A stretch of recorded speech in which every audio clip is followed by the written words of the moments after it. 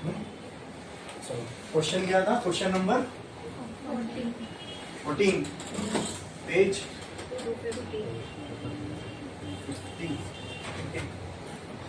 A moving coil galvanometer has been fitted। किस topic का question है ये? फॉर्मूला कौन सा यूज हो सकता है ना, वो भी दिमाग में आ गया होगा। A moving coil galvanometer has been fitted with a rectangular coil having 50 turns। ये क्या दिया हुआ है? वेरी गुड, n की वैल्यू दी हुई है 50 टर्न्स। आगे and dimension 5 centimetre into 3 centimetre. तो ये 5 सेंटीमीटर इंटू 3 सेंटीमीटर क्या है बोलो? इससे आप क्या निकाल सकते हो? इसके फॉर्मूले में कुछ आता है ऐसा जिससे जो आप इन दोनों से निकाल सकते हो इंटू करके दिया हुआ है? क्या ये एरिया जैसा नहीं लगा, लेंथ इंटू ब्रेथ? तो ये हो जाएगा 15 सेंटीमीटर स्क्वायर। ये एरिया आपको दी हुई है इनडायरेक्टली। अब ये एरिया दी हुई है 15 सेंटीमीटर स्क्वायर में, आपको किस में चाहिए? मीटर में। तो ये क्या हो जाएगा 10⁻⁻²। समझे? फिर गड़बड़ कर दिए, स्क्वायर है तो -4। ठीक है, अब ये हो गया मीटर स्क्वायर में। Clear? Next, the radial magnetic field in which coil is suspended is of 0.05 weber per metre square. 0.05 weber per metre square. ये क्या दिया हुआ है बोलो? ये क्या दिया हुआ है? तो दोस्तों ये जो वेबर पर मीटर स्क्वायर है ना, इसी को टेस्ला बोलते हैं। हाँ, वेबर पर मीटर स्क्वायर का मतलब ही टेस्ला है। या वेबर पर मीटर स्क्वायर बोले, टेस्ला बोले, दोनों किसकी यूनिट है? टेस्ला किसकी यूनिट है?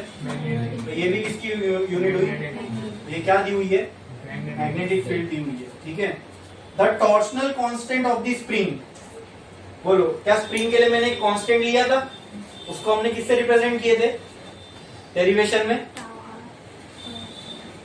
वो तो टॉ था, उसके अंदर हमने एक कांस्टेंट लिया था माइनस समथिंग थीटा। यस, तो सी वही है कांस्टेंट। कितना दिया हुआ है वो spring constant? 1.5 into 10⁻⁻⁹ newton metre per degree. ठीक है। Next, obtain the current required pass through the. क्या निकालना है अपने को? करंट। किसकी वैल्यू निकालना है अपने को? करंट की वैल्यू निकालना है। करंट की वैल्यू हमको निकालना है, वही उसी लिए तो काम आता है galvanometer. Current required to be pass through galvanometer so as to produce deflection of 30 degree. तो ये डिफ्लेक्शन किससे रिप्रेजेंट करेंगे? 5 से। ठीक है। देखो, अब ये डिग्रीज में दिया हुआ है ना, हम लोग जब भी प्रॉब्लम सॉल्व करते हैं ना तो हम रेडियंस में लेके सॉल्व करते हैं। ठीक है। लेकिन यहाँ अगर आप नहीं भी लोगे तो दिक्कत नहीं होगी। क्यों? क्योंकि ये भी डिग्री में दिया हुआ है, ये भी डिग्री में दिया हुआ है। लेकिन हम अपनी जो आदत है उसको बरकरार रखते हुए जो अपना रूल है उसको फॉलो करेंगे। Always take angles in radians while solving the problem. पर डिग्री दिया हुआ है। ठीक है। तो 1.5 इंटू 10⁻⁻⁹ डिवाइड में डिग्री है ना, डिवाइड में डिग्री है तो 1 डिग्री कितने रेडियन के बराबर होता है? π/180। तो ये ऊपर जाएगा तो कितना हो जाएगा? 180/π। तो कहना है राइट हियर, यहीं पे लिख देता हूँ साइड में, इंटू 180/π। तो ये किस में कन्वर्ट हो जाएगा? न्यूटन मीटर पर रेडियन। समझे? और फाई की वैल्यू अपने को कितनी दी हुई है? 30 डिग्री। तो फाई को रेडियन में कन्वर्ट करोगे तो कितना हो जाएगा? π/6 रेडियन। क्लियर है? समझ में आया? बढ़े आगे। चलो, क्या निकालना है अपने को? करंट की वैल्यू निकालना है। तो है कोई फॉर्मूला जिससे करंट आ सकता है गैल्वेनोमीटर में? हाँ, फाई सी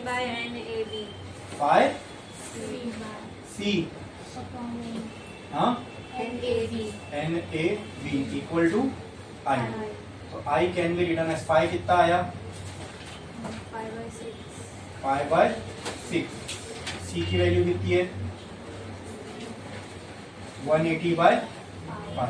इसलिए मैं बोल रहा था ये π यहाँ पे कैंसल हो जाएगा। ठीक है। हाँ, इसको 30 इंटू पाई बाय, या तो ऐसा ही समझो, अगर मैं इसको कन्वर्ट नहीं करता तो ये ऐसा ही आता था ना, 30 इंटू पाई बाय 180, ऐसे ही होता ना। देखो ये पाई और ये 180 ये 180 क्या होता, और ये 30 रह जाता। तो इसीलिए मैं कह रहा था कि अगर आप इस फॉर्मूले में डायरेक्ट 30 भी पुट करते तो भी गलत, इस केस में वो सही होता। क्यों सही होता, क्योंकि ये भी डिग्री में दिया हुआ था और ये भी डिग्री में दिया हुआ था, तो दोनों आप देख रहे हो ना क्यों ऐसा हो रहा है।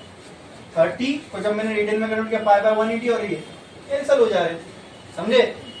लेकिन अपने जो हमेशा सही होगा उसको फॉलो करो।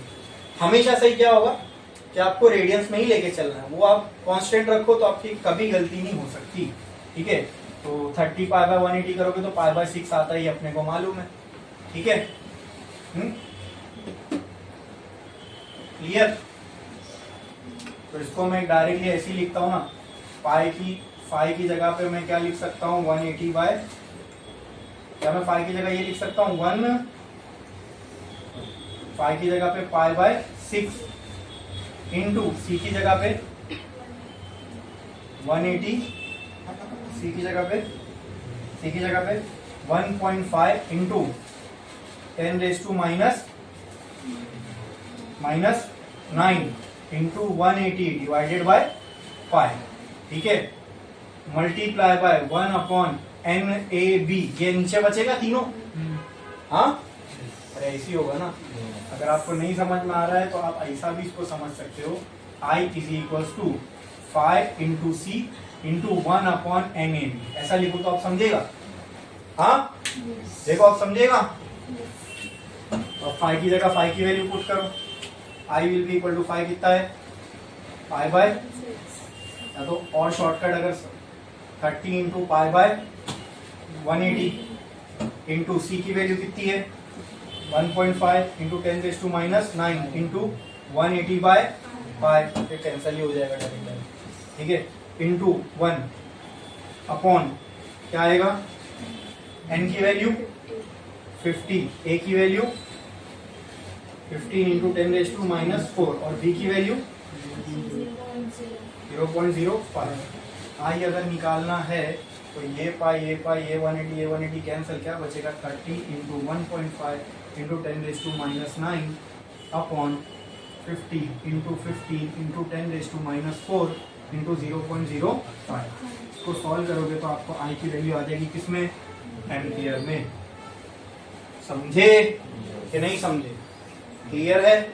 इसमें किसी को कोई डाउट है कैसा किया हमने, हाँ।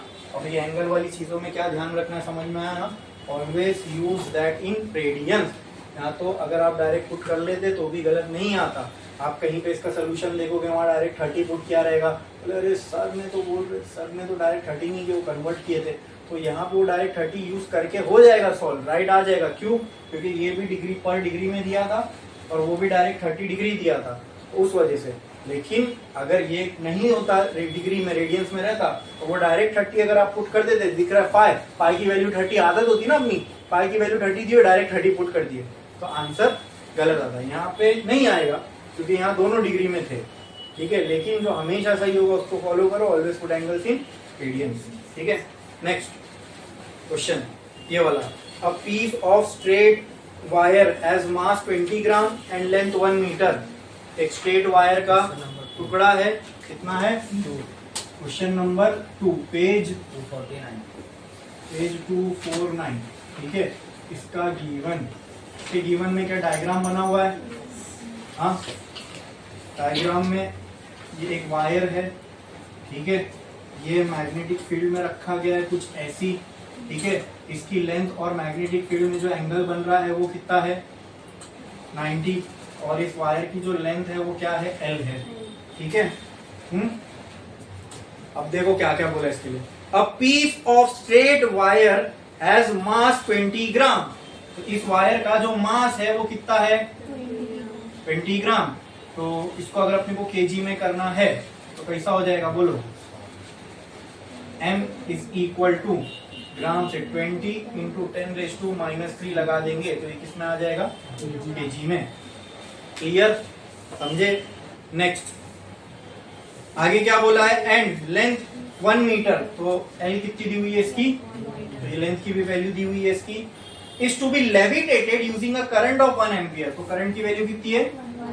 लेविटेट का मतलब समझते हो? तो हवा में रखना है, लेविटेट करवाना है। एक रॉड है, इसको लेविटेट करवाना है।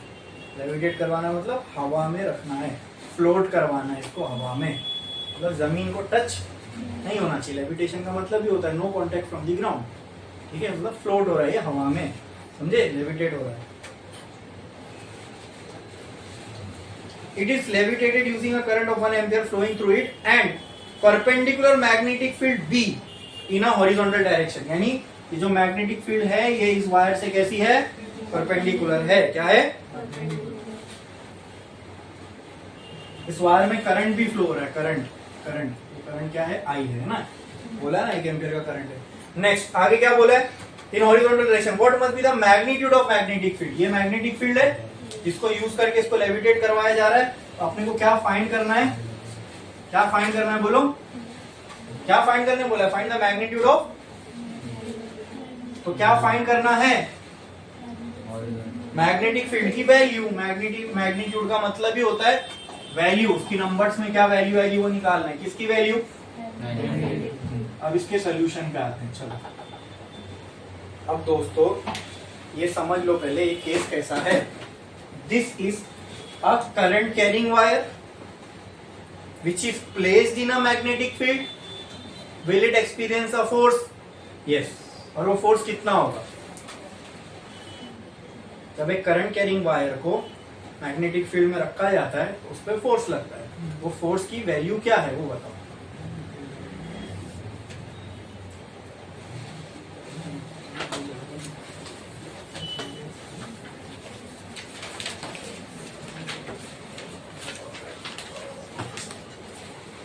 करंट कैरिंग स्ट्रेट वायर इसके बिना मैग्नेटिक फील्ड उस पर कितना फोर्स लगेगा? स्ट्रेट वायर पे मैग्नेटिक फील्ड रखने से कितना फोर्स लगता है?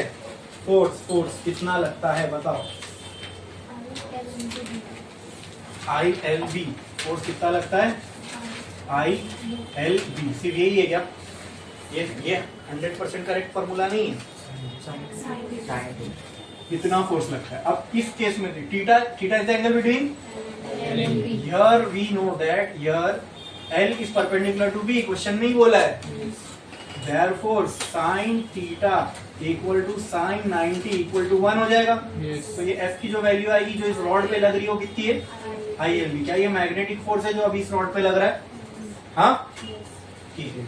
कितना मैग्नेटिक फोर्स इस रॉड पे लग रहा है? ओके। अपने को क्या निकालना है? मैग्नेटिक फील्ड निकालना है। क्या निकालना है? मतलब ये निकालना है हमको मैग्नेटिक फील्ड की वैल्यू, ठीक है। अच्छा इसको क्या करवाना है दोस्तों? लेविटेट। क्या करवाना है? चलो देखते। अगर इसको ऐसे अभी इसको ये प्लेन में इमेजिन करो, ऐसे ये बोर्ड पे रखा है ना, ऐसे नहीं, ये है नीचे की प्लेट, ये है वो मैग्नेटिक फील्ड, ऐसे टेढ़ी पे रखी गई है ना, ऐसे यहाँ जा रही है ना,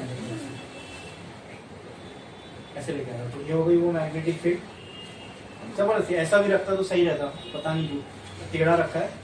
उससे परपेंडिकुलर लेंथ को करने के लिए लेंथ को भी ऐसा रखते हैं, ऐसे रख देते। मैग्नेटिक फील्ड सीधी है, सीधी नहीं ऐसा रखना था, ठीक है, ऐसा रख देते। मैग्नेटिक फील्ड ऐसी जा रही है, ये बराबर। फोर्स कहाँ होता है? L और B का क्रॉस प्रोडक्ट होता है, बराबर।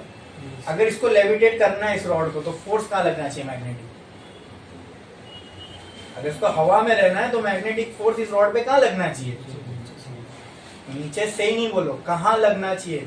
ऊपर की तरफ। मैं ये नहीं पूछ रहा हूँ कहाँ से, मैं बोल रहा हूँ कहाँ पे लगना चाहिए ना। इसको हवा में रखना है तो इसको ऊपर की तरफ खींचना पड़ेगा, तो magnetic force should be upward. चलो चेक करते हैं। ये हो गया इसका लेंथ, ये हो गया इसका लेंथ। लेंथ के डायरेक्शन में करंट को इमेजिन करो। ये हो गई इसकी मैग्नेटिक फील्ड, ये हो गई इसकी मैग्नेटिक फील्ड, ठीक है। तो करंट के डायरेक्शन में कहाँ रखो? थंब को रखो। ये हो गया करंट के डायरेक्शन में थंब। और मैग्नेटिक फील्ड कहाँ आ जाएगी? मैग्नेटिक फील्ड कहाँ है इसके लिए? परपेंडिकुलर। ये हो गई लेंथ, बराबर। तो ऐसा अभी ये ऐसी थी ना, तो ऐसा इमेजिन करो, ठीक है। ये करंट का डायरेक्शन, ठीक है, और मैग्नेटिक फील्ड का डायरेक्शन कहाँ है? जो फिंगर्स कर्ल हो रही है, ठीक है, इस डायरेक्शन में कर्ल हो रही है, देखो ना, इस डायरेक्शन में फिंगर्स जो है ये मैग्नेटिक फील्ड को दिखाएगी। मैग्नेटिक फील्ड कहाँ है? ऐसे। करंट कहाँ है? ऐसे। देखो करंट का है ऐसे। जब ये ऐसा था तो करंट यहाँ था, मैग्नेटिक फील्ड इधर थी, फिंगर्स को हम किसके डायरेक्शन में रखेंगे, मैग्नेटिक फील्ड के, मैग्नेटिक फील्ड इधर है, करंट का डायरेक्शन इधर है, पाम क्या शो करेगा, कहाँ लग रहा है, बराबर है, वो अपवर्ड अपने आप ही लग रहा है, तभी लेविटेट होगा। क्वेश्चन में सिचुएशन ऐसी बना के दी हुई है कि वो लेविटेट ही होगा। अच्छा, लेकिन अगर इसको लेविटेट होना है ना दोस्तों, तो क्या ये लॉजिकली समझी बात है, अगर इस रॉड को लेविटेट करवाना है तो इस पे ऊपर की तरफ फोर्स लगाना पड़ेगा, लेकिन कितना, कम से कम उतना जितना इसका वेट हो, तभी ये हवा में जाएगा। अगर आप मैग्नेटिक फोर्स, ऊपर जो फोर्स लग रहा है वो कौन सा है, मैग्नेटिक, और वेट जो एक्ट करता है वो हमेशा नीचे एक्ट करता है, तो ऊपर की तरफ जो मैग्नेटिक फोर्स लगना चाहिए वो कम से कम कितना होना चाहिए, इसके वेट के बराबर। हाँ, वेट से थोड़ा सा भी ज्यादा होगा तो ये लेविटेट कर जाएगा, बराबर। तो लेकिन कम से कम कितना होना चाहिए, the magnetic force must be equal to the weight of this rod, then only this rod will levitate. समझ में आया? तो कहना है say for levitation the magnetic force should be equal to the weight of rod. हाँ बोलो।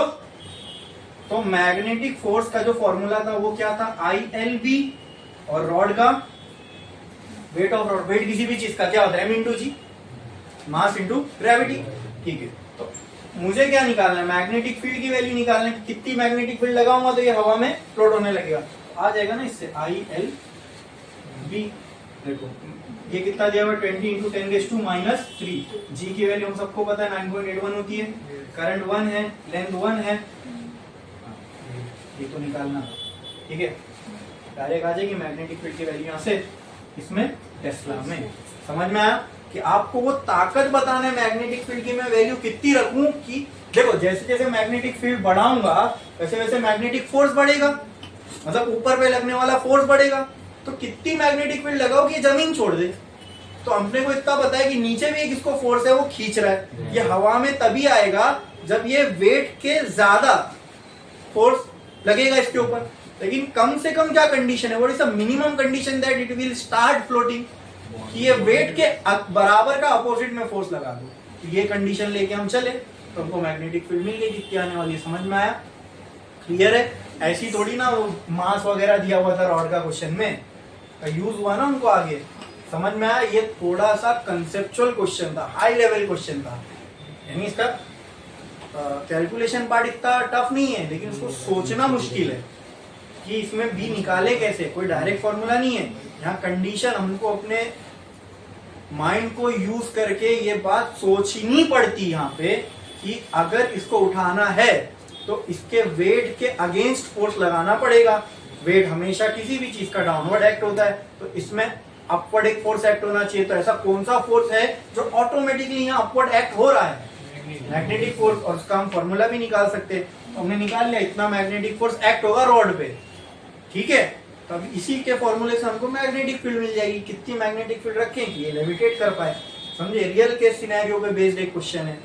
अगर ऐसा कुछ सेटअप आप कर लो तो आप ये पता लगा सकते हो इस फॉर्मूले से कितनी मैग्नेटिक फील्ड रखूं कि ये बात फ्लोट हो। समझ में आया? क्लियर है? छापो।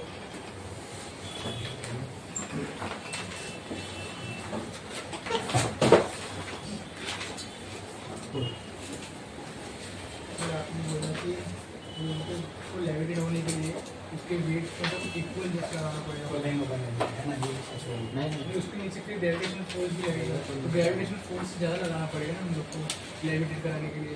कौन कर रहा है? नीचे की तरफ ग्रेविटेशन, नीचे की तरफ जो फोर्स लगता है ना, ग्रेविटेशन फोर्स, पहले तो समझ लो ऐसा कोई ग्रेविटेशन फोर्स वो होता ही नहीं जो नीचे की तरफ लगता है। Gravitation force is the force between two masses. Gravitation force का फॉर्मूला क्या है? G m1 m2/r²। m1 m2 के बीच का फोर्स है वो, जैसे इलेक्ट्रोस्टैटिक फोर्स दो चार्ज के बीच का फोर्स होता था। इसमें कहाँ ये बात आ रही है कि ग्रेविटेशन फोर्स नीचे ही एक्ट होता है? ग्रेविटी उसको अपनी तरफ अट्रैक्ट करेगी ना, लेकिन हाँ, फिर उससे तो वही तो है वो mg। आपने बोला वो जो फोर्स है ना वो वेट है, बराबर? वो वेट है ना, वेट इज अ फोर्स। जो वेट हम कैलकुलेट करते हैं ना वो केजी में, वो वेट नहीं होता, वो मास होता है। मैंने वहाँ मास नहीं लिखा, मास को जी से मल्टीप्लाई किया हूँ। जी वही है जितने फोर्स से खींच रहा है, एक्सेलरेशन ड्यू टू ग्रेविटी, इतने फोर्स से किसी भी चीज को अर्थ अपनी तरफ खींचता है जो तुम बोल रहे हो, ठीक है। हाँ, तो तुम्हारा सवाल सही है, लेकिन इसमें ना तुमको कंसेप्ट की क्लैरिटी बहुत जरूरी है, और वो कंसेप्ट की क्लैरिटी तभी आएगी जब अपना ग्रेविटेशन अच्छे से क्लियर होगा, समझ रहे। वो जो मैंने लिखा हो ना वहाँ वेट, तो तुम बोलो ना फोर्स जिससे अर्थ खींचता है, वो वेट ही है। वेट की यूनिट न्यूटन होती है, वेट की यूनिट केजी नहीं होती है, ये पता है। हाँ। अभी जैसे हम लोग दुकान पे वेट कराते हैं तो हम लोग बोलते हैं ना इतने किलो दो, तो वो एक्चुअल में वेट नहीं है, हम उसको मास बता रहे हैं, बोल वेट रहे हैं लेकिन मास बता रहे हैं। वेट की जो यूनिट होती है वो न्यूटन होती है।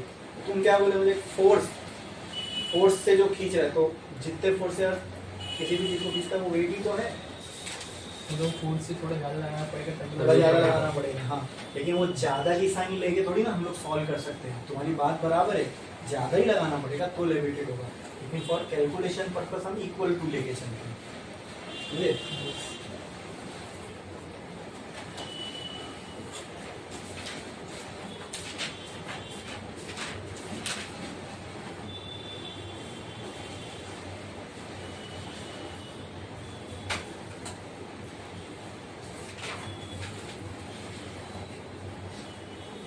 चलो हो गया, लिख के सबका हो गया पूरा, ये पार्ट हो गया, जल्दी छापो, जल्दी जल्दी छापो।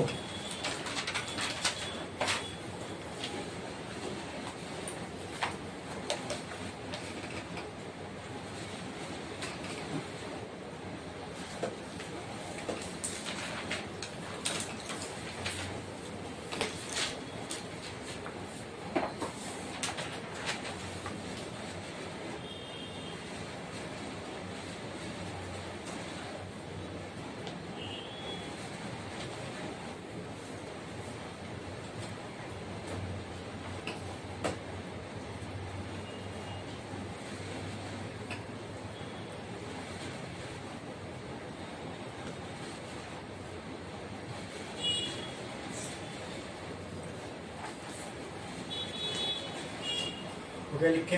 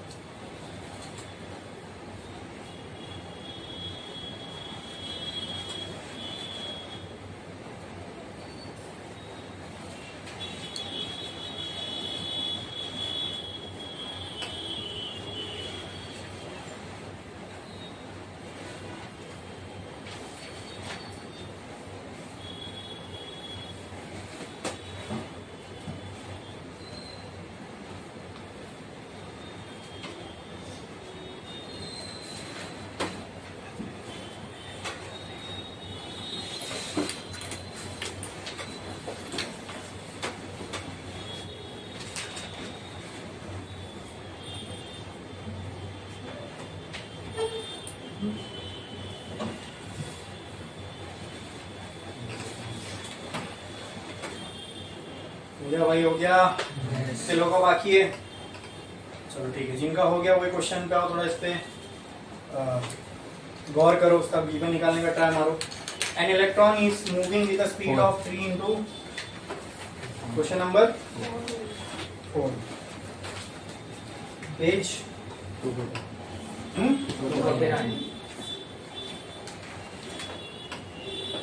चलो इसका गिवन ट्राई मारो। क्वेश्चन में क्या बोला है, an electron is moving with a speed of 3 into 10⁷ metre per second. ये किसकी स्पीड दी हुई है, इलेक्ट्रॉन ने, तो कितना तेजी से घूमता है पता है, 3 इंटू 10⁸ तो लाइट की स्पीड होती है इससे 10 गुना कम स्पीड किसकी है, फिर भी बहुत ज्यादा स्पीड हुई ना। ये 3 × 10⁷ का मतलब हुआ 3 0 कम कर दो तो कितना हो जाएगा, ये 5 है, सॉरी 2 कम कर दो, यानी 300 3 0 कम कर दो तो हो जाएगा किलोमीटर। कितना बचेगा, 4 जीरो बचेगा, यानी 30,000। 30,000 किलोमीटर पर सेकंड में ट्रैवल कर सकता है इलेक्ट्रॉन।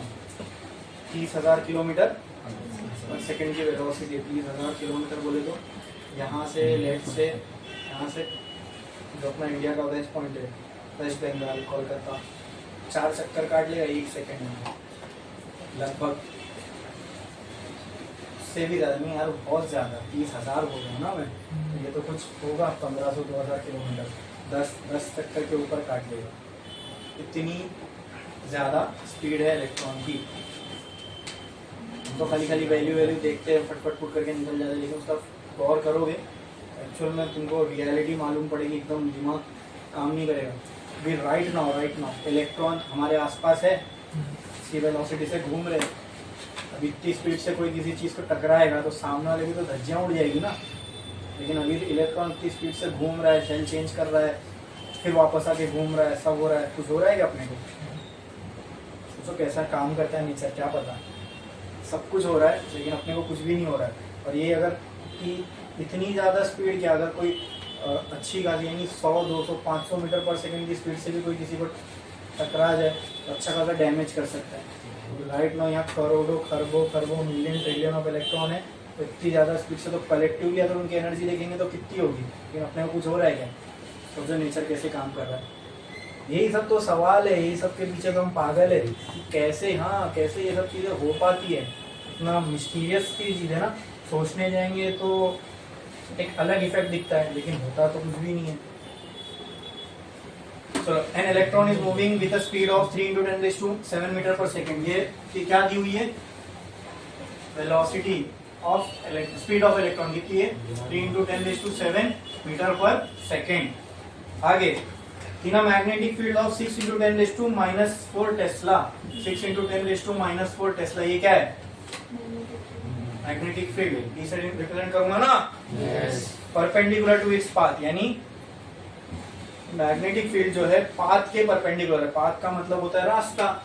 ये अगर रास्ता है तो मैग्नेटिक फील्ड इससे परपेंडिकुलर है, कहीं भी हो सकती है, ऐसी। लेकिन इससे ये एक चीज हो गई कि वेलोसिटी से मैग्नेटिक फील्ड अगर परपेंडिकुलर हो, ये कंसेप्ट अब मुझे बताओ, हमने देख चुके थे। अगर velocity of the charge particle magnetic field से परपेंडिकुलर है तो मोशन कैसा होता है? सर्कुलर होता है। कैसा होता है? पैरेलल है तो स्ट्रेट होता है ना। तो क्या यहाँ से आप एक आइडिया लगा सकते हैं कि अगर क्वेश्चन में ये बोला है कि path is perpendicular to magnetic field, it means अब ये जो इलेक्ट्रॉन है कैसा मोशन परफॉर्म करने वाला है? समझे? What will be the radius of the path? सबसे पहला क्या फाइंड करना है? अगर आपको याद होगा हमने सबसे पहला डेरिवेशन रेडियस का ही किया था। अगर चार्ज सर्कुलर मोशन परफॉर्म करेगा तो कितना होगा, है ना। सबसे पहले क्या फाइंड करना है यहाँ पे? To find radius. पहला क्या फाइंड करना है? Radius. What will be the frequency? Second क्या फाइंड करना है? फ्रीक्वेंसी। थर्ड एनर्जी का kinetic energy in kilo electron volt, इसमें निकालना है अभी इलेक्ट्रॉन वोल्ट क्या होता है सब देखेंगे आगे। गिवन मास ऑफ इलेक्ट्रॉन कितना दिया हुआ है? 10⁻31 kg। कितना होता है वजन इलेक्ट्रॉन का? ठीक है, किसी ने नहीं नापा है, ठीक है, तो थियरीज निकल गया ही, उस सबसे हमको ये मालूम पड़ता है कि इतनी है। आगे, चार्ज ऑन इलेक्ट्रॉन, हाँ ये हमको मालूम है, इलेक्ट्रॉन का चार्ज कितना होता है? 1.6 × 10⁻⁻19 कूलम। हाँ, अब नीचे कन्वर्जन दिया है, तो इलेक्ट्रॉन वोल्ट जैसे जूल एनर्जी की यूनिट है, कैलोरी एनर्जी की यूनिट है, अर्ग एनर्जी की यूनिट है, उसी तरह इलेक्ट्रॉन वोल्ट भी एनर्जी की यूनिट है। लेकिन ऐसा यूनिट क्या है? एनर्जी की। ऐसा unit of energy is joule. और हमको किसमें चाहिए? जूल में। तो जूल में कन्वर्ट करने के लिए कन्वर्जन है 1 इलेक्ट्रॉन वोल्ट बराबर होता है 1.6 × 10⁻19 जूल के। ये कन्वर्जन है। जैसे सेंटीमीटर से मीटर में जाना है 10⁻2 करो, ठीक है ना। mm से मीटर में जाना है तो कन्वर्जन होता है ना, कन्वर्जन फैक्टर है इलेक्ट्रॉन वोल्ट से जूल में जाने का। समझे? क्या फाइंड करने वाला हमको? ये सारी चीजें। तो मुझे आप सबसे पहले ये बताओ, क्या हम लोग निकाल सकते हैं? हाँ, आर की वैल्यू बोलो क्या आएगी? बोलो आर की वैल्यू क्या आएगी?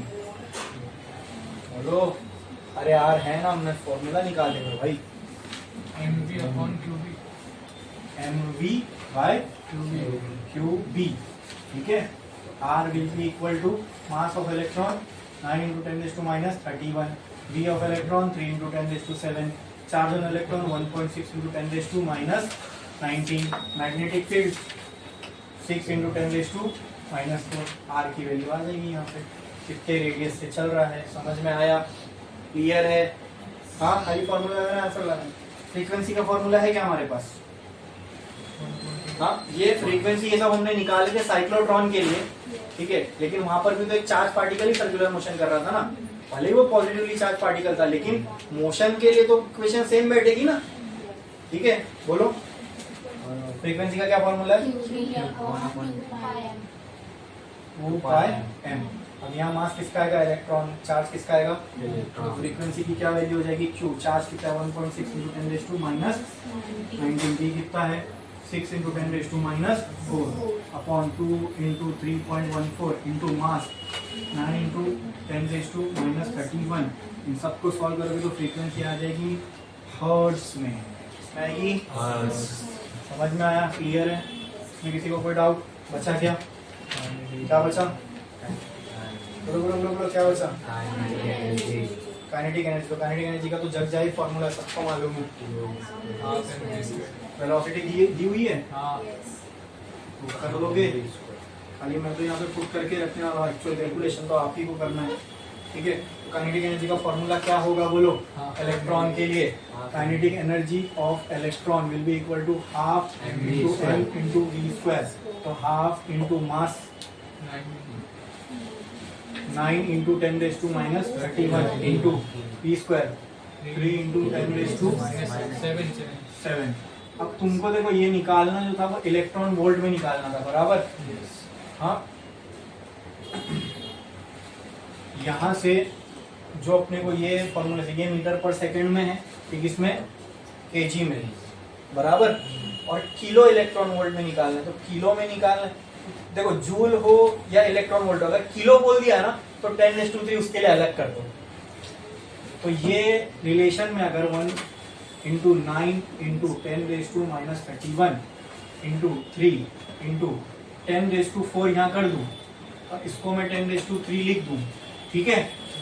तो क्या मैं इसको ऐसा लिख सकता हूँ? 9 into 10⁻³ into 3 into 10⁻⁴ divided by 2 kilo. लेकिन वो तो v स्क्वायर है। अरे हाँ, स्क्वायर यहाँ पे पूरे का क्या आ जाएगा? स्क्वायर। तो यहाँ पे 9 into 7 2 ठीक है, इनका स्क्वायर होके तो ये हो जाएगा 14 में से 3 जीरो निकालो, कितने बचेंगे? 11। यहाँ 11 रखो और यहाँ 10⁻³ कर दो। ये 3 के बदले आप क्या लगा सकते हो? 3 लगा सकते हो। समझ में? छापो ये फटाफट।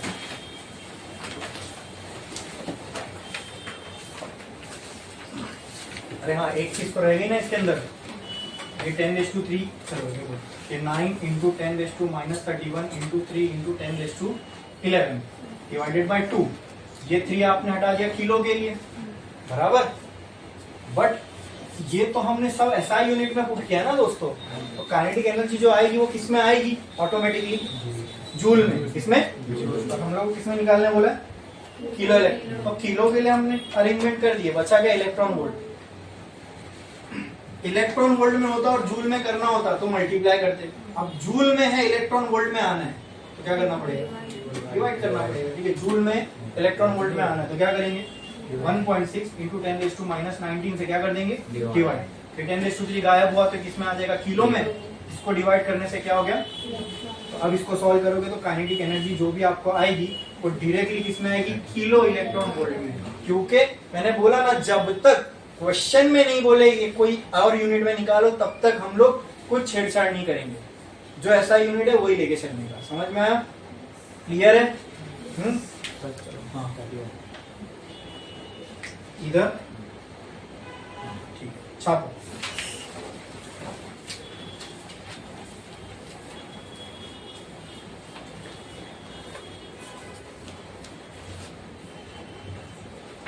दो क्वेश्चन हुए ना कि एक ही?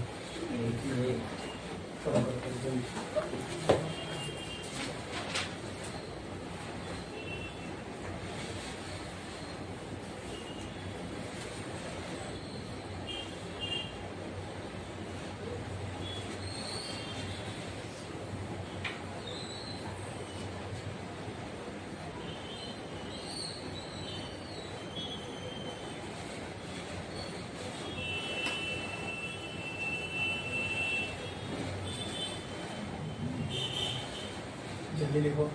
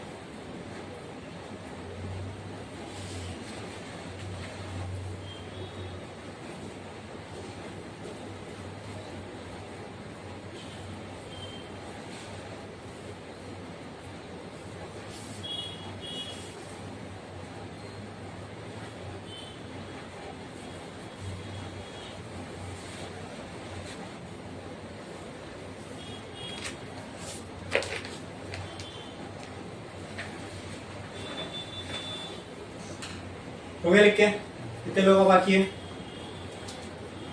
ठीक है, जिनका हो गया उन लोग के लिए मैं क्वेश्चन बता रहा हूँ। क्वेश्चन देखो और मुझे क्वेश्चन नंबर और पेज नंबर बताओ।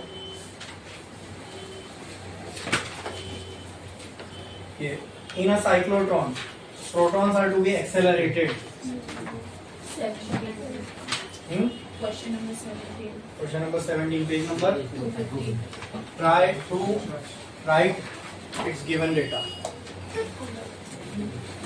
जल्दी, बहुत मुश्किल नहीं है, ये एकदम आसान है। सब फॉर्मूला बेस्ड है, इसमें कोई एकदम कंसेप्चुअल क्लैरिटी की जरूरत नहीं है, एकदम फॉर्मूला बेस्ड है। प्रोटॉन है, साइक्लोट्रॉन में घूम रहा है, साइक्लोट्रॉन के सारे फॉर्मूले हमने निकाल चुके हैं, बस गिवन लिखना है आपको।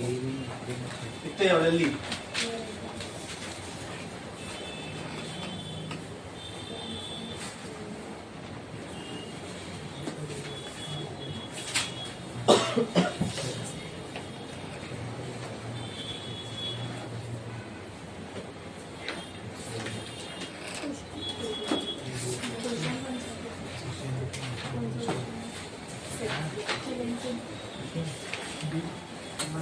हो गया हो गया हो गया हो गया हो गया। कितने लोगों का बाकी है? बोलो भाई, कितने लोगों का बाकी है? ठीक है, अब ये क्वेश्चन पे आओ। In a cyclotron protons are to be accelerated radius of its D. Diameter नहीं है वो, रेडियस ऑफ इट्स डी। भाई साइक्लोट्रॉन में एक पार्ट होता है डी नाम का, बताया था ना। वहां डायरेक्टली को कंफ्यूज करने के लिए तुमको डी डबल ई की बजाय डायरेक्ट डी बोल दिया।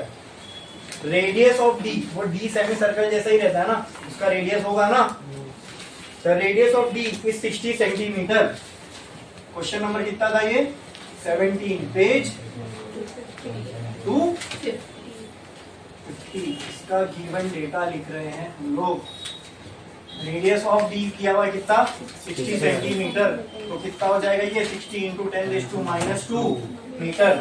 आगे, and it's oscillator frequency is 10 megahertz. तो डरने का नहीं, ऑक्सीलेटर कुछ भी बोला रे, 10 मेगाहर्ट्ज। हर्ट्ज दिख गया, वो क्या है? Frequency 10 megahertz. अभी ये मेगा बोला है, तो मेगा किसका नाम है? हाँ,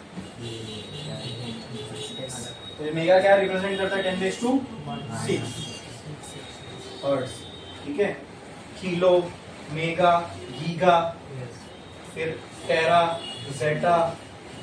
तो भाई पहले तुम्हारा मेगाबाइट आता है ना, फिर गीगाबाइट आता है, फिर टीबी आता है टेराबाइट, फिर उसके आगे तो जेटाबाइट, पेटाबाइट। ठीक है, अपने को मेगा तक ही काम की जरूरत है। 1 MB जब आप बोलते हो तो उस MB के अंदर कितने बाइट्स होते हैं पता है? 10⁶, 1 मिलियन। 2 MB बोल रहे, सिर्फ MB की बात कर रहा हूँ, जीबी में तो 10⁹ इतने बाइट्स होते इतनी सी चिप के अंदर। यानी अगर मैं एक मेमोरी कार्ड लेके आऊँ 8 GB का, तो 8 GB का मतलब गीगा, गीगा मीन्स 10⁹ बाइट्स। ठीक है, तो 8 GB मतलब 8 × 10⁹, यानी 2 0 कम करोगे तो 7 बचेंगे। 800 करोड़ बाइट्स है उसके अंदर, इतने से चिप में 800 करोड़ बाइट्स। वो 1 GB का मतलब होता है, समझे? उसी तरह वो हम यूज करते हैं ना MB, GB, TB, वही है। MB में जो होता है वो मेगाबाइट, तो इसलिए मेगा कितना होता है? 10⁶। ये क्या है? फ्रीक्वेंसी। ये क्या है? हर्ट्ज दिया हुआ, हम समझ जाएंगे frequency. Okay, what will be the kinetic energy of the proton? क्या फाइंड करना है तुमको? क्या फाइंड करना है? काइनेटिक एनर्जी, अच्छी वाली काइनेटिक एनर्जी फाइंड करना है। क्या बोला है? Mass of proton. Mass of proton, ये भी आपको नई चीज मालूम पड़ी होगी। देखो मास ऑफ प्रोटॉन कितना दिया हुआ है?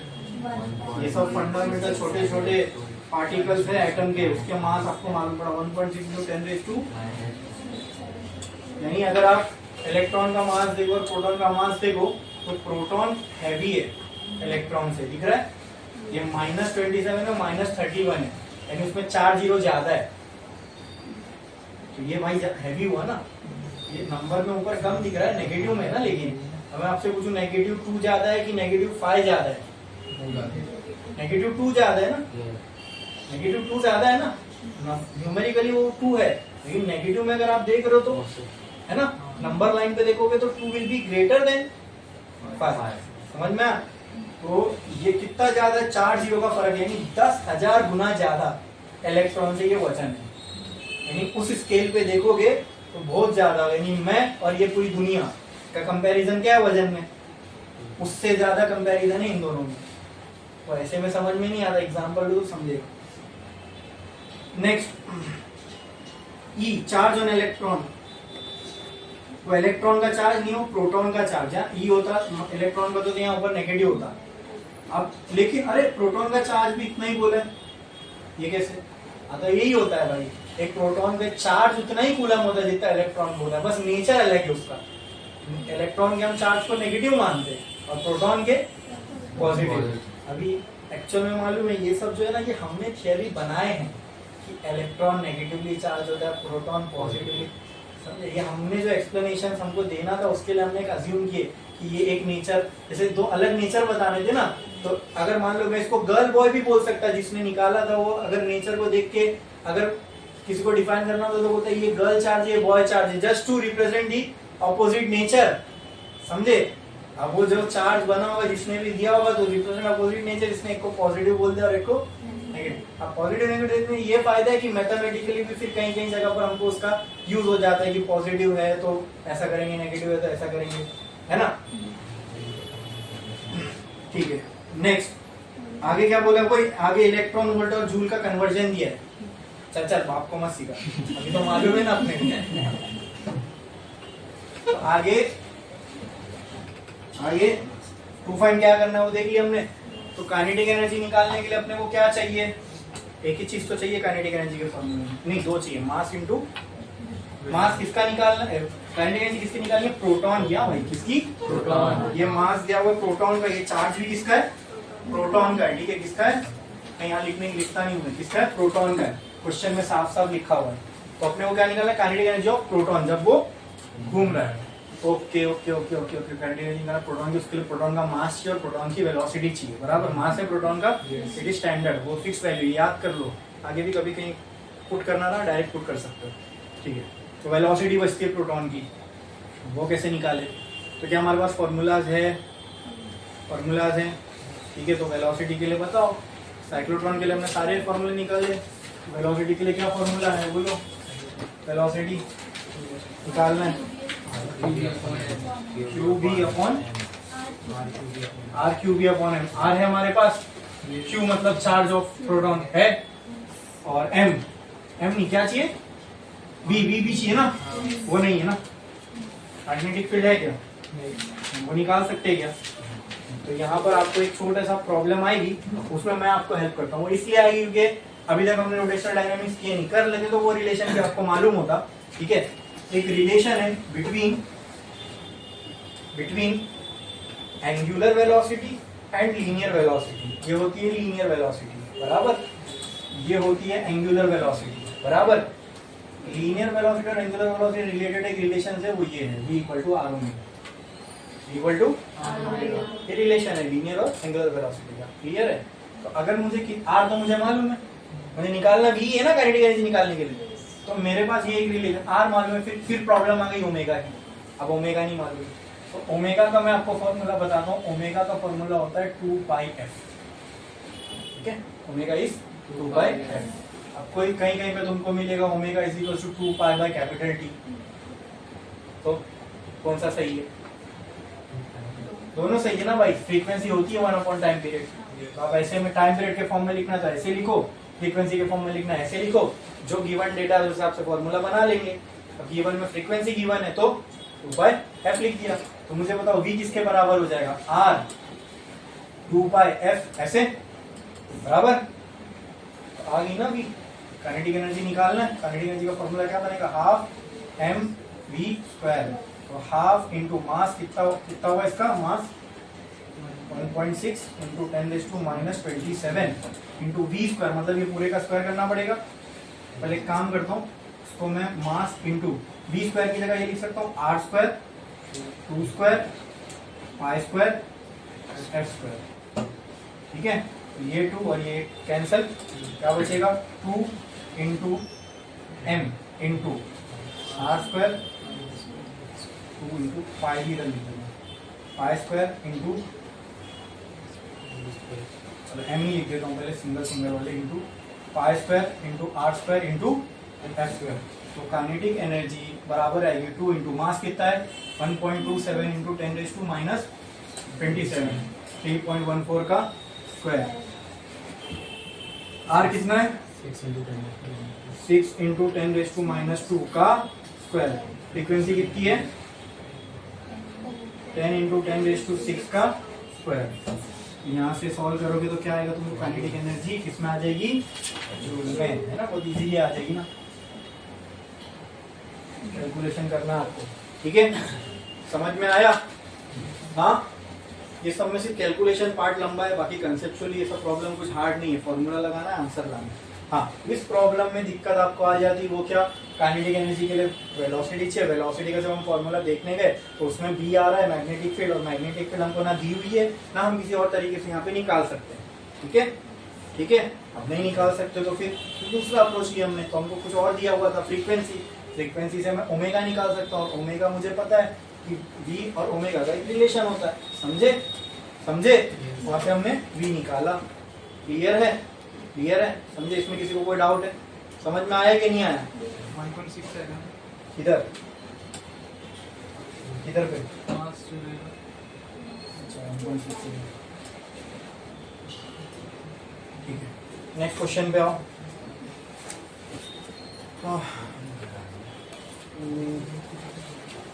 ये वाला, an alpha particle the nucleus of helium with charge. एक alpha particle is accelerated and moves in vacuum tube with kinetic energy 10 mega electron volt. 10 mega electron volt. तो आप मुझे बताओ विथ काइनेटिक एनर्जी, ये कौन सा क्वेश्चन है? 5 page 249। तो ये जो भाई दोस्तों ये दिया हुआ है 2 कितना 10 मेगा इलेक्ट्रॉन वोल्ट। ये क्या है? इलेक्ट्रॉन वोल्ट किसकी यूनिट होती है? अभी तो बताया था, मैंने तो साफ साफ दिया हुआ। कौन सी एनर्जी है वो? कौन सी एनर्जी है वो? तो ये किसका क्या दिया हुआ? ये अब इसको पहले तो जो स्टैंडर्ड यूनिट है उसमें लाओ, 10 इंटू 10⁶ मैंने लगा दिया, तो ये हो गया इलेक्ट्रॉन वोल्ट में कन्वर्ट।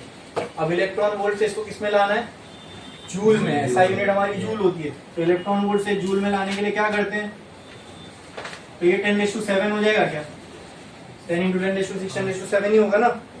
अब इसको इलेक्ट्रॉन वोल्ट से किसमें लाना है, जूल में, 1.6 इंटू 10⁻19 जूल। ये आ गई काइनेटिक एनर्जी। बोलो क्लियर है, जूल में कन्वर्ट हो गई। समझे कि नहीं समझे, अरे बोलो भाई, समझ में आया कि नहीं आया, पक्का। बड़े आगे, कुछ भी अगर यहाँ तक डाउट है किसी को भी, तो वहीं रोको और पूछो कि ये कैसे आया, क्या किए, ठीक है, समझे। बढ़ूं आगे, हाँ बढ़े आगे, बढ़े आगे। नेक्स्ट आगे क्या बोला है, it passes through uniform magnetic field of 1.88 Tesla. ये 1.88 किसकी यूनिट है, मैग्नेटिक टेस्ला की, मैग्नेटिक फील्ड की, मैग्नेटिक फील्ड की। And traces a circular path of radius 24.6 centimetre. तो ये 24.6 सेंटीमीटर क्या है, रेडियस है, ठीक है। आर क्या हो जाएगा, 24.6 इंटू 10⁻⁻² मीटर हो जाएगा। आगे, obtain the mass of alpha particle. तुमको क्या निकालना है, मास निकालना है अल्फा पार्टिकल का। तो टू फाइंड में क्या लिख दूंगा मैं, टू फाइंड में क्या लिख सकता हूँ, to find mass of alpha particle, ठीक है, क्लियर है। Next, obtain the mass of alpha particle, charge on electron 1 into eV. चल चलो आगे। नेक्स्ट, आगे इसके सोल्यूशन पे आते हैं। सब दिया वो मालूम है ना अपने को, जो भी वो आगे बोला है उसने सब मालूम है अपने को। चार्ज कितना होता है इलेक्ट्रॉन का, और ईवी से जूल में कैसे कन्वर्ट करते हो हमने कर दिए पहले। हाँ, अब ये एक इलेक्ट्रॉन के ऊपर का चार्ज है, ठीक है। अपने को क्या निकालना है, मास निकालना है। मास अपने को कैसे आएगा, काइनेटिक एनर्जी के फॉर्मूले से आ सकता है मास, हाँ ठीक है। लेकिन उसके अंदर एक और चीज की कमी है, वो क्या, वेलोसिटी। तो पहले क्या निकालना पड़ेगा, वेलोसिटी ऑफ अल्फा पार्टिकल निकालते हैं। तो कैसे आएगी, बोलो वेलोसिटी का फॉर्मूला बोलो। अरे साइक्लोट्रॉन में जो भी फॉर्मूला आया था चार्ज पार्टिकल का, क्या था, R Q B by M, M था, हाँ एम ही ना, आर टी के स्क्वायर का टर्म है ना, एक एम बच जाएगा, स्क्वायर होगा ना काइनेटिक एनर्जी में जाके, तो वहां से एक एम और यहाँ से एक एम कट के नीचे एक एम बचेगा, देख लेंगे आगे। लेकिन दोस्तों यहाँ पे आर है हमारे पास, यस है, चार्ज है, अल्फा पार्टिकल का चार्ज का है। तो देखो इसके लिए क्वेश्चन में बहुत क्लियरली मेंशन है, an alpha particle then an alpha particle. तो अल्फा पार्टिकल क्या है वो ब्रैकेट में दिया है, न्यूक्लियस ऑफ हीलियम एटम। अब हीलियम एटम के न्यूक्लियस में कितने चार्ज होता है, +2 का। तो अल्फा पार्टिकल पे भी कितने का चार्ज होगा, +2 ई के बराबर, +2 प्रोटॉन, +2 यानी 2 प्रोटॉन होते हैं ना हीलियम में। तो एक प्रोटॉन पे 1.6 इंटू 10⁻⁻19 का चार्ज होता है। तो दो प्रोटॉन पे तो कहना है इसे, charge on alpha particle will be equal to 2 into 1.6 into 10⁻⁻19 coulomb होगा। हीलियम अल्फा पार्टिकल का मतलब होता है हीलियम का न्यूक्लियस। तो हम हीलियम के न्यूक्लियस पे गए, हमने देखा अंदर कितने प्रोटॉन है, 2। अब एक प्रोटॉन पे चार्ज होता है 1.6 इंटू 10⁻⁻19 कूलम। तो 2 प्रोटॉन पे तो उतना ही चार्ज अल्फा पार्टिकल का होगा। यही बात समझ में क्लियर है। तो चार्ज भी आ गया हमको, मैग्नेटिक फील्ड की वैल्यू दी हुई है, मास नहीं पता, फाइंड करना, ठीक है, ठीक है। तो एक काम करो ना, यहाँ पे पुट करने की बजाय काइनेटिक एनर्जी के रिलेशन में ही ये पुट कर दो, जो कटना होगा पहले ही कट जाएगा। काइनेटिक एनर्जी भी गिवन है ना, kinetic energy will be equal to half into M into V square. ये हो जाएगा half into M into V square की जगह क्या आ जाएगा, R square Q square B square M square. एक और ये एक एम कैंसिल, यहाँ आएगी काइनेटिक एनर्जी। हमको निकालना क्या है, एम। तो एम को यहाँ फेंक दो, पूरे फॉर्मूले को एम के टर्म्स में लेके आ जाओ। इसलिए मैंने वहां नंबर डाला ही नहीं, एक साथ यहाँ पुट कर दो, R square Q square B square upon 2 into kinetic energy. ठीक है, अब यहाँ पे पुट करो आर की क्या वैल्यू है, आर की क्या वैल्यू है 224.6 इंटू 10⁻², ये हो गया स्क्वायर, इंटू क्यू की क्या वैल्यू है 2 into 1.6 into 10⁻⁻19 the whole square, B की 1.88 the whole square, the whole upon 2 into K E की क्या वैल्यू आई थी 10⁻7 इंटू 1.6 इंटू 10⁻⁻19। अब इसको ओपन करोगे तो एक यहाँ से एक यहाँ से तो ऐसे ही कैंसिल हो रहा है, कोशिश करना डिनोमिनेटर पहले एलिमिनेट कर दो, फिर खाली मल्टीप्लिकेशन बचेगा। ठीक है, मास जो भी आएगा किस में आएगा डायरेक्टली आपको, समझा? अरे समझा कि नहीं समझा? क्लियर है? ये वाला लिखे थे, ठीक है, दोनों भी छाप लो फटाफट, जल्दी जल्दी छापो।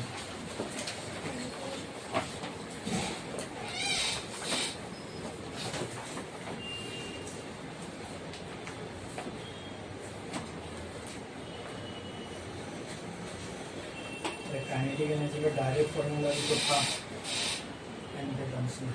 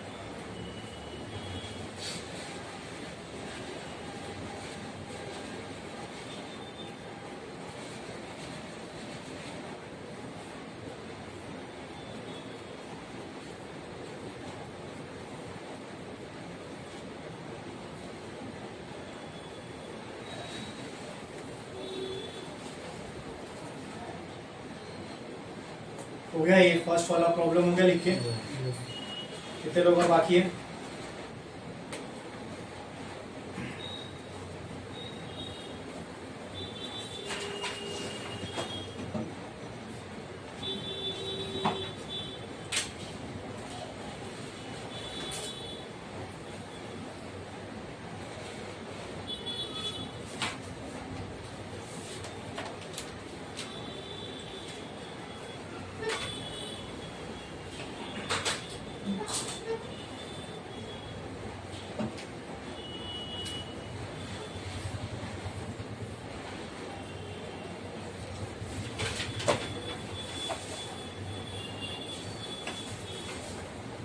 ये हो गया पूरा?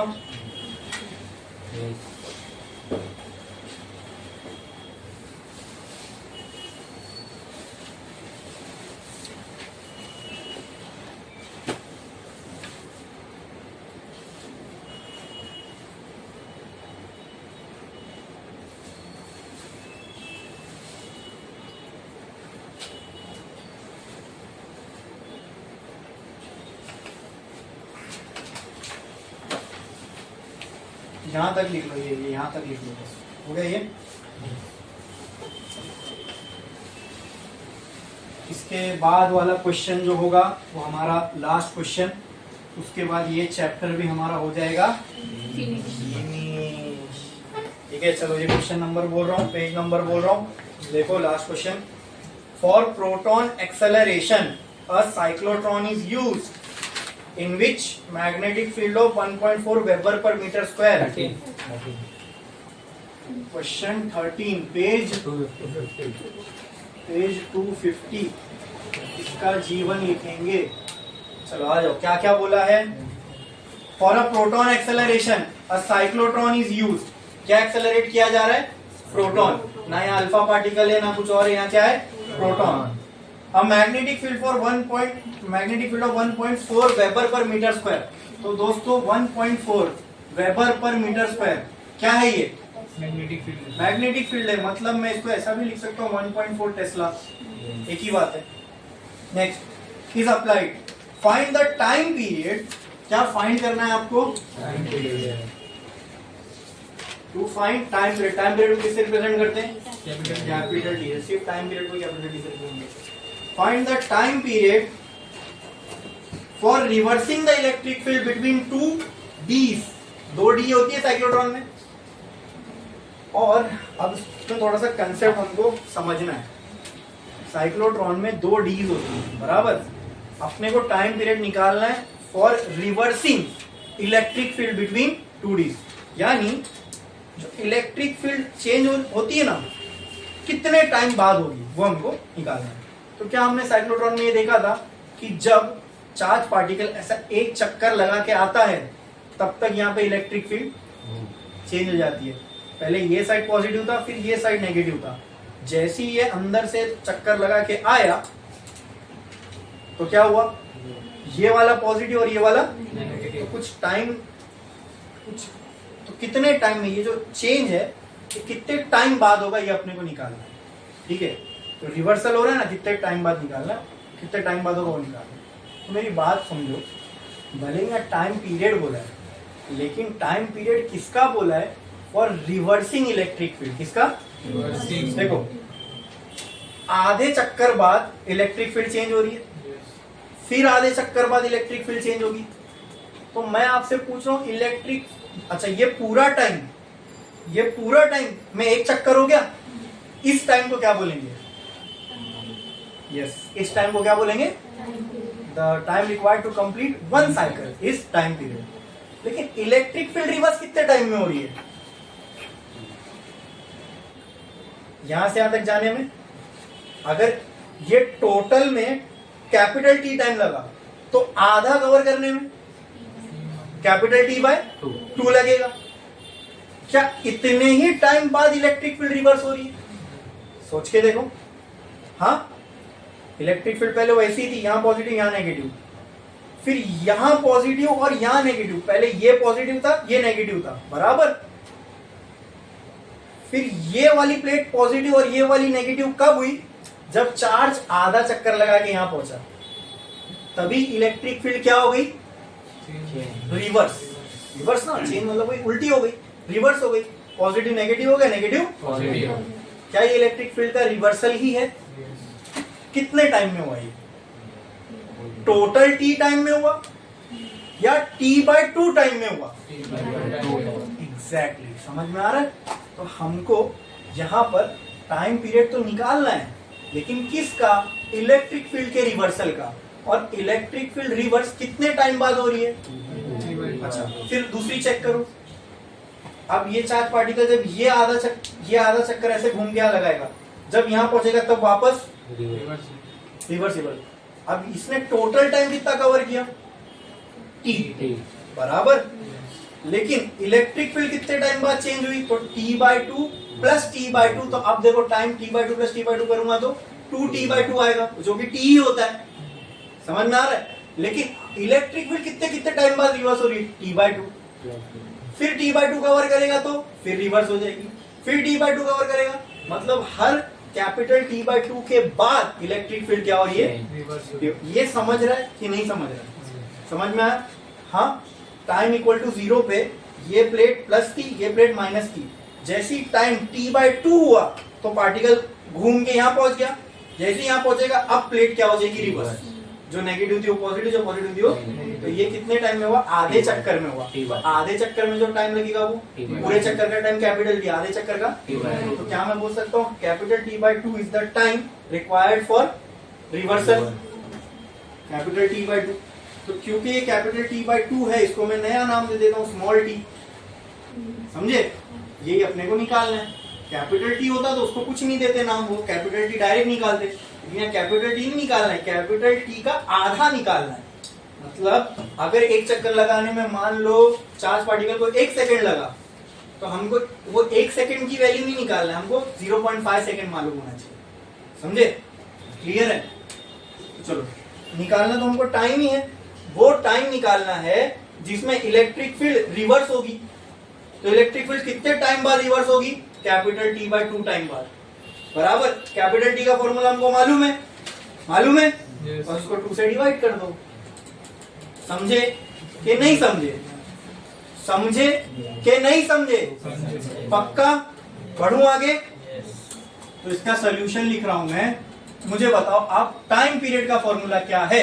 2 pi m by q 2 pi m upon QB। Upon Q B. लेकिन मुझे तो टी निकालना है, मुझे टोटल टाइम पीरियड नहीं निकालना, मुझे वो टाइम निकालना है जिसमें इलेक्ट्रिक फील्ड रिवर्स हो रही है। तो इलेक्ट्रिक फील्ड जो रिवर्स होती है वो कितने टाइम में होती है? T by two. तो यहां मैं लिख देता हूं electric field is reverse in time equal to T by two. बराबर। देयरफॉर जो टाइम आएगा वो क्या आएगा? Capital T. जो टाइम निकलेगा, ठीक है, जो टाइम हमको निकालना है वो एक्चुअल में क्या है? Capital T by to. तो कैपिटल टी का हमको फॉर्मूला मालूम है, क्या है बोलो? अच्छा, क्या मैं इसको ऐसा भी लिख सकता हूँ 1/2 इंटू कैपिटल टी? हाँ, तो 1/2 इंटू कैपिटल टी की वैल्यू क्या है? 2 into pi into M upon Q into B. ठीक है। टी कितना बचा? Pi M by Q B. तो T will be equal to pi की वैल्यू मास। मास किसका लोगे? जो पार्टिकल को घुमा रहे हो। पार्टिकल कौन सा घुमा रहे हो? इलेक्ट्रॉन नहीं घूमता साइक्लोट्रॉन में, पहले ही बताया था, पॉजिटिव चार्ज। प्रोटॉन, तो प्रोटॉन का मास कितना होगा? दिया हुआ है? नहीं दिया तो मैंने बोला था ना स्टैंडर्ड वैल्यू ले लो, 1.6 इंटू 10⁻⁻27 kg। फिर क्या है? Charge on proton. तो चार्ज ऑन प्रोटॉन भी कितना होता है? उतना ही जितना इलेक्ट्रॉन को होता है, खाली पॉजिटिव में 1.6 इंटू 10⁻⁻19 कूलम। मैग्नेटिक फील्ड दी हुई है, बाकी सब तो मालूम है। 1.6 इंटू 10⁻27 kg। फिर Q कितना है? 1.6 इंटू 10⁻⁻19। B कितना है? 1.4। तो इससे कैलकुलेट करोगे तो T की वैल्यू आ जाएगी सेकंड्स में। ठीक है, बोलो क्लियर है?